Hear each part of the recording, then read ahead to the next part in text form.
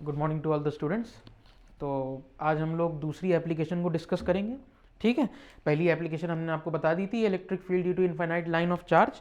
आज हम लोग दूसरी एप्लीकेशन गॉस थ्योरम की डिस्कस करेंगे, जिसे हम कहेंगे electric field due to infinite plane sheet of charge. अब वहाँ पे जैसे इनफाइनाइट लाइन ऑफ चार्ज लेते थे, उसके एक्सेस से कुछ डिस्टेंस पे एक पॉइंट पी लेते थे, उस पर इलेक्ट्रिक फील्ड की इंटेंसिटी फाइंड आउट करते थे। वैसे ही इस प्लेन शीट पे कुछ डिस्टेंस पे हम एक पॉइंट लेंगे, उस पर इलेक्ट्रिक फील्ड की इंटेंसिटी फाइंड आउट करेंगे। लेकिन वही बात जो हमने वहाँ पे करी थी, सबसे पहले एक infinite plane sheet of charge लिया, ठीक, इसके ऊपर पॉजिटिव चार्ज डिस्ट्रीब्यूटेड है। ठीक, अब देखिए, क्योंकि ये प्लेन शीट ऑफ चार्ज है, ये 2 डायमेंशनल फिगर है।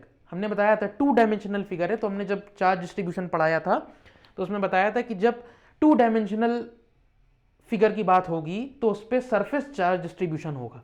वही हमने लिखा है।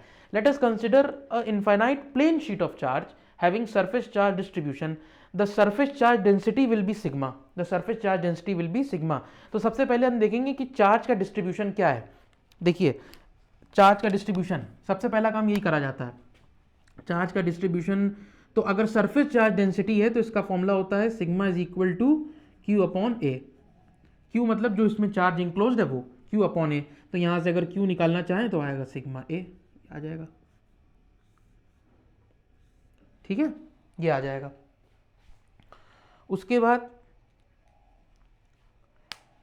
अब क्या होगा कि हाँ, ये हमने ये निकाल लिया। अब सबसे पहली बात जैसे वहां पे करते थे कि भाई सबसे पहली चीज जो हम देखते थे गाउस लॉ अप्लाई करने के लिए, वो ये देखते थे कि भाई जो सरफेस हम ले रहे हैं वो चार्ज इंक्लोज कर रहा है कि नहीं कर रहा है, मतलब एक गॉसियन सरफेस बन रहा है कि नहीं बन रहा है। तो यहाँ पे तो अभी नहीं बन रहा है, यहाँ पे आप देखिए चार्जेस तो फ्री हैं, ये इंक्लोज थोड़ी ना है चार्जेस। तो सबसे पहला काम हम क्या करेंगे, हम चार्जेस को यहाँ पे इंक्लोज करके देखेंगे। अब कैसे इंक्लोज करेंगे, देखिए अब कैसे इंक्लोज करेंगे, इसका कोई हार्ड एंड फास्ट रूल नहीं है। एक हम आपको हम आइडिया दे रहे हैं कि कैसे इंक्लोज किया जाएगा चार्ज को। देखिए फॉर एग्जांपल मान लीजिए कि यहाँ पे एक पॉइंट है, इस पेन से नहीं, इससे नहीं, इससे देखेंगे। यहाँ पे एक पॉइंट है ए, ठीक, ये एक पॉइंट है ए, ठीक, इससे कुछ आर डिस्टेंस पे, इससे कुछ आर डिस्टेंस पे मान लिए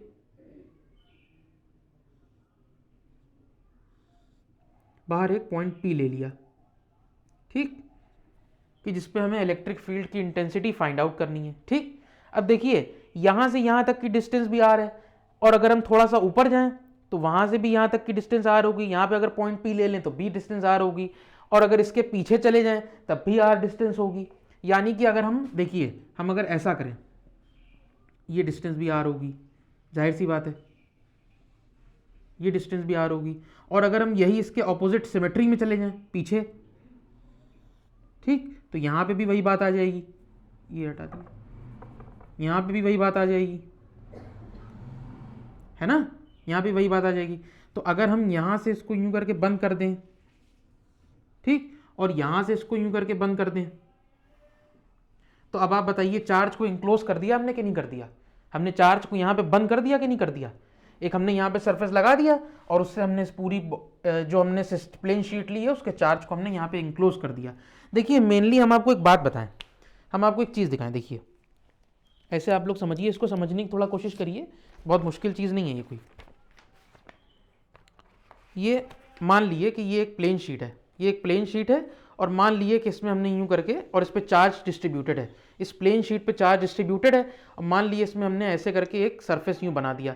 तो अब देखिए जो चार्ज इंक्लोज होगा वो ना इस पे होगा और ना इस पे होगा, चार्ज इंक्लोज इधर होगा, इस पेपर पे चार्ज इंक्लोज होगा, यहाँ पे, यहाँ पे।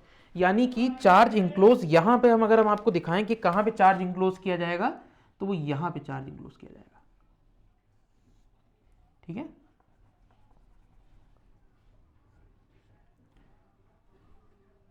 ये पॉइंट ए ले लिए, यहां पे चार्ज इंक्लोज किया जाएगा, ना इस जगह पे ना इस जगह पे, इस जगह पे चार्ज इंक्लोज होगा। वैसे ही हमने यहां पे बताया था, देखिए ना इस जगह पे चार्ज इंक्लोज होगा और ना इस जगह पे चार्ज इंक्लोज होगा, चार्ज इंक्लोज इस जगह पे होगा, इस जगह पे, ये गोल जगह पे जहां से छेद हुआ है यहां पे चार्ज इंक्लोज होगा।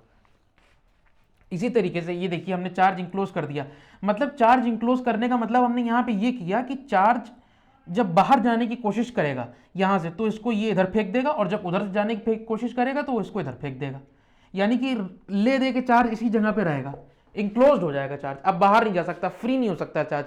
तो अब हमने जब गॉसियन सरफेस बना लिया तो अब हम यहाँ पे गाउस लॉ अप्लाई कर सकते हैं। ठीक है, यहाँ पे अब हम गाउस लॉ अप्लाई कर सकते हैं। तो अब देखिए सबसे पहली बात, सबसे पहले क्या करेंगे, गाउस लॉ अप्लाई करने के लिए हमें सबसे पहले इलेक्ट्रिक फ्लक्स पता होना चाहिए। तो अब देखिए ये एक सिलेंड्रिकल गॉसियन सरफेस बना है जो कि हमें दिख रहा है। अगर हम इसके कर्व्ड सरफेस की बात करें, इसके कर्व्ड सरफेस की, तो इसका कर्व सरफेस तो यही हुआ भाई, ये शीट है तो इसके ऊपर यूं ही तो होगा, तो इसका जो कर्व सरफेस होगा ये होगा। तो कर्व सरफेस अगर ये है, और देखिए चूंकि पॉजिटिव चार्ज हमने बताया था, पॉजिटिव चार्ज है, पॉजिटिव चार्ज है, तो इलेक्ट्रिक फील्ड की जो डायरेक्शन होगी वो इस तरफ होगी, उधर वाल भी इस तरफ होगी, ठीक, अवे होगी उससे। ठीक, अगर हम इस पॉइंट पे यहां पे एक छोटा सा एरिया एलिमेंट ले लें, छोटा सा डी एलिमेंट ले लें, एरिया एलिमेंट, छोटा एलिमेंट ले लें, और अगर हम यहां पे इलेक्ट्रिक फील्ड की इंटेंसिटी फाइंड आउट करना चाहें तो क्या करेंगे, यहां पे आप देखिए एरिया, कोई आदमी खड़े होकर यहां पे देख रहा है तो उसके एरिया की डायरेक्शन ये होगी, ठीक, और हमें दिख रहा है कि इलेक्ट्रिक फील्ड की डायरेक्शन इस तरफ है, तो यहां से इलेक्ट्रिक फील्ड की डायरेक्शन इस तरफ होगी। यानी कि एरिया एलिमेंट और इलेक्ट्रिक फील्ड इंटेंसिटी के बीच में जो एंगल बन रहा है वो बन रहा है, देखिए phi E is equal to, ये होगा E D A cos theta, ये होगा। तो यहाँ पे देखिए थीटा की वैल्यू क्या है भाई, डी ए उस तरफ, ये इस तरफ, तो दोनों के बीच में 90 डिग्री का एंगल बन रहा है। जब यहाँ पे थीटा 90 रखेंगे तो इलेक्ट्रिक फ्लक्स क्या आ जाएगा, जीरो। तो जब इलेक्ट्रिक फ्लक्स कर्व्ड सरफेस पे जीरो आ जाएगा तो जाहिर सी बात है इलेक्ट्रिक फील्ड इंटेंसिटी भी कर्व्ड सरफेस पे जीरो रहेगी। इसलिए हम उस कर्व्ड सरफेस पे जो इलेक्ट्रिक फील्ड इंटेंसिटी है उसको कंसिडर नहीं करेंगे, हम कंसिडर करेंगे जो क्रॉस सेक्शन पे इलेक्ट्रिक फील्ड की इंटेंसिटी है, क्रॉस सेक्शन पे जो इलेक्ट्रिक फील्ड की इंटेंसिटी है उसे कंसीडर करेंगे। तो अब देखिए यहां पे जो क्रॉस सेक्शन पे इलेक्ट्रिक फील्ड की इंटेंसिटी, वो दो क्रॉस सेक्शन दिए हैं, तो यहां पे हम क्या करेंगे, दोनों की इलेक्ट्रिक फील्ड इंटेंसिटी, यानी कि इस क्रॉस सेक्शन की भी इलेक्ट्रिक फील्ड इंटेंसिटी और इस क्रॉस सेक्शन की भी इलेक्ट्रिक फील्ड इंटेंसिटी को निकालेंगे और दोनों को ऐड कर देंगे, ठीक। तो टोटल इलेक्ट्रिक फील्ड इंटेंसिटी हमें पता लग जाएगी। तो अब देखिए क्या करेंगे, ये तो बात हो गई इसकी कर्व्ड सरफेस की, रुकिए इसको अलग से ऐसे लिखते हैं,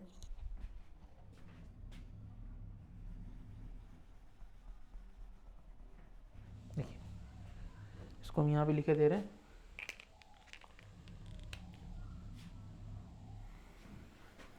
फॉर कर्व्ड सरफेस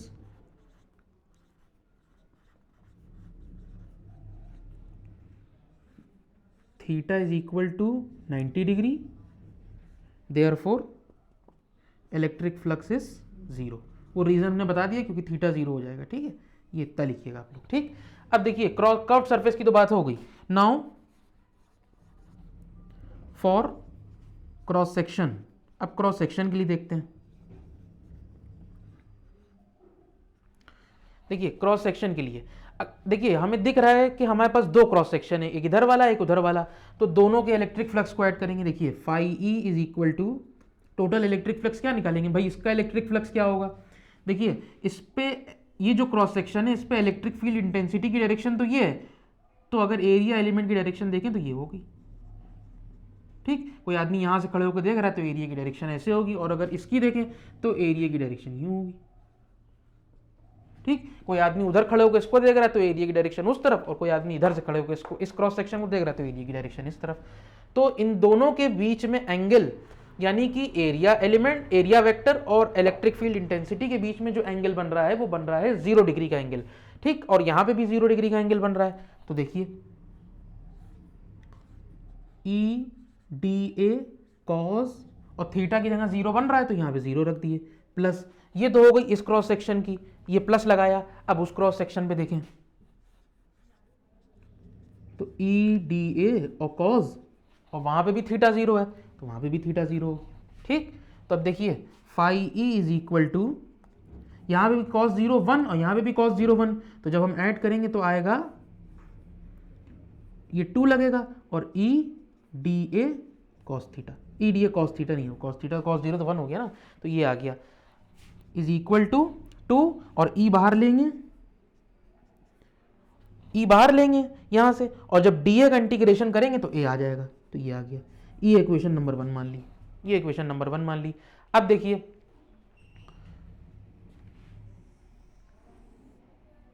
ठीक, अब देखिए now apply, now by Gauss law, now by Gauss law हमें पता है कि फाई ई जो होता है इज इक्वल टू होता है Q upon epsilon not, Q upon epsilon not. और देखिए क्यू की वैल्यू यहाँ पे दी हुई है सिग्मा ए, तो यहाँ पे आप सिग्मा ए रख दिए अपॉन एप्सिलॉन नॉट, इसको इक्वेशन नंबर 2 मान लिए। तो देखिए फाई ई बराबर ये दिया हुआ है और फाई ई बराबर ये दिया हुआ है, तो फ्रॉम इक्वेशन नंबर 2 तो ये दोनों फाई ई के बराबर हैं, तो ये दोनों एक दूसरे के बराबर भी होंगे। ठीक, तो from 1 and 2, from 1 and 2, 2EA is equal to sigma A upon epsilon naught, ये हो गया। ठीक, तो दोनों तरफ से ए कैंसिल हो गया और यहाँ से आप ई की वैल्यू निकाल लिए। ई की वैल्यू क्या आई, सिग्मा अपॉन 2 एप्सिलॉन नॉट, ये आई इलेक्ट्रिक फील्ड इंटेंसिटी की value due to infinite plane sheet of charge. ठीक, तो ये 2 एप्लीकेशंस हो गई। एक एप्लीकेशन और बची है, उसके बाद एक न्यूमेरिकल का लेक्चर, यानी कि 2 लेक्चर अभी इस पे और बचे हैं, वो आएंगे, उसके बाद ये चैप्टर हम वाइंड अप कर देंगे। देखिए मेनली जो एप्लीकेशंस हम लोग पढ़ रहे हैं उसमें मेनली एक चीज़ हम लोग देखेंगे सबसे पहले कि जो हम गाउस लॉ अप्लाई कर रहे हैं, तो क्या वो सरफेस जिस पे हम गाउस लॉ अप्लाई कर रहे हैं वो एप्रोप्रिएट है कि उस पर हम गाउस लॉ अप्लाई कर सकें कि नहीं, और वो एप्रोप्रिएट कैसे होगा कि जब हम उस सरफेस पे जो चार्ज डिस्ट्रीब्यूट है उस डिस्ट्रीब्यूटेड चार्ज को हम एंक्लोज कर पाएं। और उसको हम एंक्लोज कैसे कर पाएंगे, एक गॉसियन सरफेस बना के। जैसे हमने यहां पे एक गॉसियन सरफेस बनाया तो चार्ज एंक्लोज कर दिया, देखिए यहां पे चार्ज एंक्लोज कर दिया हमने, है तो मतलब अब चार्ज एंक्लोज करने का मतलब ये कि सरफेस से चार्ज बाहर नहीं जा सकता, जाने की कोशिश करेगा तो ये इसको इधर फेंक देगा, ये इसको इधर फेंक देगा, ये बात हो गई। यानी कि बहुत सारे पॉइंट्स को कलेक्ट करके एक सरफेस बनाते हैं, उसको हम कहते हैं गॉसियन सरफेस। जैसे यहाँ पे बहुत सारे इस सरफेस, इस प्लेन शीट के बहुत सारे हमने पॉइंट्स को कलेक्ट किया और एक बहुत पॉइंट्स को कलेक्ट करके एक गॉसियन सरफेस बना दिया। सबसे पहली बात ये होती है कि हम एक गॉसियन सरफेस बना पाएं, तभी हम गाउस लॉ अप्लाई कर पाएंगे, अदरवाइज हम नहीं कर पाएंगे। क्योंकि गाउस लॉ अप्लाई करने की सबसे पहली शर्त ये होती है कि चार्ज शुड बी एंक्लोज्ड, है ना, तो इसलिए सबसे इंपॉर्टेंट काम होता है कि आप गॉसियन सरफेस बना पाएं। 3 ही है, तो अब आप चाहे रट लिए चाहे हमने समझा ही दिया, अब आप इसको समझ में आ ही जाएगा, जाहिर सी बात है। ठीक है, तो इसको देखिएगा आप लोग, इसके बाद एक नई वीडियो आएगी तीसरी एप्लीकेशन पे। तो अगर आप लोगों को वीडियो पसंद आई है तो इसको लाइक करिए, शेयर करिए और चैनल को सब्सक्राइब कर दिए और नोटिफिकेशन बेल प्रेस कर दिए, नोटिफिकेशन आइकन प्रेस कर दिए ताकि नई वीडियो की नोटिफिकेशन आप तक पहुंचती रहे।